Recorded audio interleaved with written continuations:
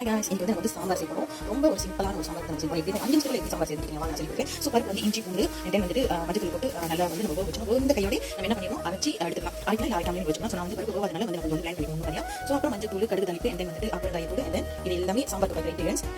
So வாங்க வீட்டுக்கு போகலாம். ஸோ வெண்ணெய் காஞ்சிட்டு ஃபஸ்ட்டு வந்து கடுகு தாளிப்பு போடணும். ஸோ பட்டை மிளகா இதெல்லாம் தாளிப்பு இதெல்லாம் போட்டு நல்லா தாளிப்பு கடுகு தாளிப்பு கண்டிப்பாக அதில் போடணும். பெரிய வெங்காயம் அப்புறம் பட்டை மிளகா அப்புறம் இஞ்சி தாளிப்பு இருக்குல்ல, இஞ்சி போட்டு இருக்குது அதெல்லாம் போட்டுக்கிறோம். அதுக்கப்புறம் என்ன போடலாம், கருப்பில் கண்டிப்பாக போடணும். கருப்பு போட்ட பிற்பாடு நல்ல கலராக வரும்.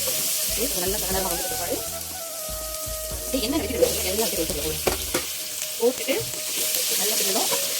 அதை ஃபஸ்ட்டு அவளை போட வச்சு நல்லா நல்லா பிடிச்சிட்டு இப்போ வந்து நல்லா போடணும். மஞ்சள் வந்து ஒரு கலந்து போட்டால் வச்சு இந்த மாதிரி எழுதி போடணும். நான் வந்து கொஞ்சம் எக்ஸ்ட்ரா போடுறேன். நான் கொஞ்சம் கலர் போட்டுக்கிறேன். போட்டுட்டு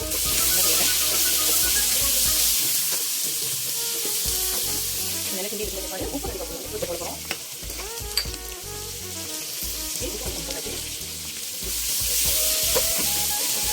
நல்லா ஒரு வாசம் வரும். ஸோ அதோட என்ன செய்யலாம்,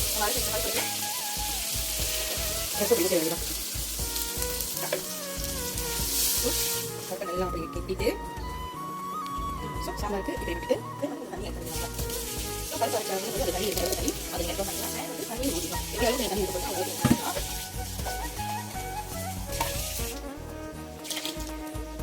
ஸோ நான் வந்து ஒரு 4 5 பேர் சாப்பிட்ற மாதிரி ஒரு சாம்பார் வந்து நான் வந்து போட்டுட்டு பிற்பாடு இப்படி பார்க்கலாம். இது கூடிய வரவங்களுக்கு வந்து உப்பு இதெல்லாம் கரெக்டாக கரெக்டாக பண்ணிக்கலாம். மேக்ஷுவர் வெங்காயம் போடும், வெங்காயம் போடலாம். வெங்காயம் போடாத வந்து பரவாயில்ல, இருக்கிறது வந்து போட்டுக்கலாம். கொஞ்சோண்டு வெங்காயம் இப்போ சாம்பார் வந்து போடணும். பருப்பு வந்து வாங்கி வச்சுக்கோங்க. இப்போ வெங்காயம் போட்டுட்டு கொஞ்சம் கிண்டி விட்டுருங்க. கிண்டி விட்டுட்டு உப்பு எல்லாமே கரெக்டாக மட்டும் செக் பண்ணிக்கங்க. ஓகே, இப்போ வந்து கொதிக்க வைக்கணும். சாம்பார் வந்து கொதி வந்துட்டு உங்களுக்கு வந்து சாம்பார் வந்து கொஞ்சம் காரமாக வேணும்னு நினைச்சீங்கன்னா நீங்கள் வந்து கொஞ்சம் பட்டை மிளகாய் வந்து ஆட் பண்ணலாம். என்ன பட்டை மிளகாய் ஆட் பண்ணால ஸோ வந்து சாம்பார் வேணும் வந்து தப்பா பண்ண வேணாம். ஸோ நான் வந்து எனக்கு கொஞ்சம் காரமாக வேணும்னால நான் என்ன பண்ணுறேன், இப்போ வந்து பட்டை மிளகாய் வந்து தப்பா பண்ணுறேன்.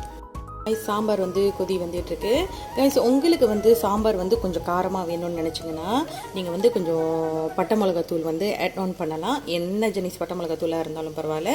ஸோ மஞ்சள் சாம்பார் உள்ளவங்க வேணுன்றவங்க வந்துட்டு தம்பா பண்ண வேணாம். ஸோ நான் வந்து எனக்கு கொஞ்சம் காரமாக வேணும்னால ஸோ நான் என்ன பண்ணுறேன், இப்போ வந்து பட்டை மிளகாத்தூள் வந்து நான் தம்பா பண்ணுறேன்.